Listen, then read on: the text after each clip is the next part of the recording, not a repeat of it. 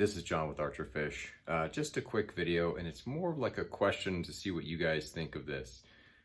So if you've seen the Garmin LiveScope, right, the sonar that is like extremely detailed and extremely effective at finding, locating, and you know, showing the fish off and the terrain and everything, do you guys think that that is cheating?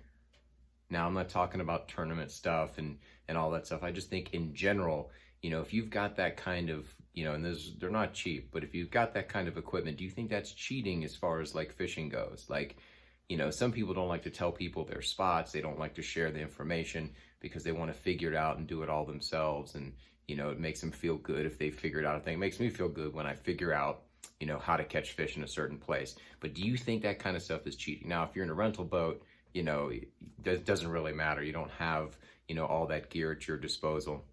You know, I was thinking about it because of Milikin Fishing. If you've never seen that guy's YouTube, it's very big. It's huge. It's a huge channel. And there's good content. I've watched it for years, but I'd always had a weird, I don't know, like relationship watching those videos because a lot of his stuff is clickbait. A lot of the thumbnails are, you know, like, we did this and lost $1 million, or this was cheating, or this guy cheated, or we got canceled. It was just, it's all kinds of crazy clickbait stuff, and you watch and none of that stuff really happens, and you watch the whole video and none of it happens. I get it, you gotta use clickbait to get people watching, and the guy can fish, obviously, but you know, he's caught a ton of double digits recently, this last year or two, and literally it's people telling him where to go, showing him the ponds and lakes where like they have giant fish, and then he's using the live scope to find those fish, see that they're big ones, and then just throw big baits at it until he catches these fish. Now, it's cool. I mean, catching double digits, you know, we all want to do that, and it's fantastic.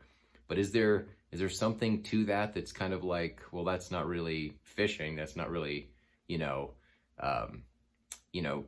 trying to use your knowledge and your skill to like locate the fish and then best the fish by catching a giant fish like that. I mean, you know, look at the guys who, you know, fished Keitech in the lagoon and all that stuff, like Butch Brown. And I mean, he figured out a spot, he figured out a location, and he's able to do it consistently. A lot of the California guys have figured out stuff and how to do it. But like, do you think that live scope is like cheating, especially if someone, because he's a YouTuber and, you know, he's got a $100,000 boat and all this gear and top of the line everything, and then on top of it, he's given sort of privileged information by people to say, all right, these are where there's a bunch of double-digit bass, go here, blah blah blah, and then he's able to catch them. I don't know. It's not really all that exciting. You know, when you watch YouTube and you're looking at all the online stuff, social media, it makes it seem like everybody's catching double-digit bass, and it's just not the case. Like I said before, Scott Martin, who's been fishing his whole life, had to go down to Mexico to catch a double digit. You know, some of the Googans that have been fishing consistently and have the money and the access and the time to fish, they still haven't caught double digits. So it's like, you know, these people online, you know, just because you're seeing a double digit bass does not mean that they're that, you know, common, you know. But again, like with Milikin, it's like, you know, they're giving him the location, he has all of the equipment, and he's just throwing, you know, big swim baits right at where he knows this giant fish is.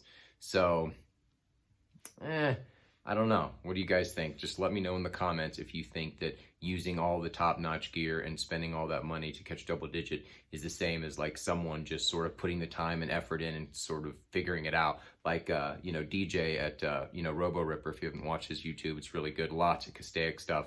And like the heyday of Keitech, in my opinion, where the striper boils lasted forever. But I mean, he's caught double digits, and he caught one on a drop shot Roboworm off the bank, which that is just incredible, because you know that was, it took a little while to get that fish in. But anyway, let me know what you think. Do you think that that's sort of cheating, or just like boring to watch, or you love it because the guy's catching giant fish? That is it.